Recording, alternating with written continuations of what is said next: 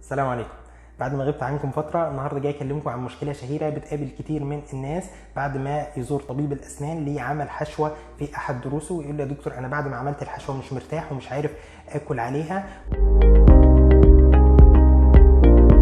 وانا هنا بتكلم على الحشو العادي مش حشو العصب، لان انت لما بتعمل حشو العصب وارد جدا تحس بألم بعدها، وهتلاقي دكتورك قال لك ان انت لازم تاخد مسكن وكتب لك على مسكن عشان تاخده بعد جلسات حشو العصب. اما كلامنا عن الحشو العادي اللي انت بمجرد ما كنت بتشتكي من تسوس في احد اسنانك او ضروسك، والدكتور عمل تنظيف للتسوس وبعد كده عمل لك حشوه في نفس الجلسه، بس بعد ما راح البنج بدات تحس بألم خفيف الى متوسط، والألم ده ممكن يستمر معاك من يومين إلى 3 أيام ويبدأ يختفي تدريجيا. أما لو استمر معاك أكتر من كده بل بالعكس بدأ يزيد وبدأت تضطر إنك تاخد مسكنات عشان تتغلب على الألم، وقتها لازم تكلم طبيبك، لأن هو لازم يقوم بعمل إزالة للحشوة دي ولازم يعيد تقييم الضرس، لأن هو الغالب التسوس كان عميق وقريب جدا من العصب، ووقتها الدكتور ممكن يضطر يعيد خطوات الحشو مرة تانية، بس لازم يختفي الألم أولا. بعد كده ممكن ان هو يضطر في بعض الحالات القليله ان هو يعمل حشو عصب في الضرس ده.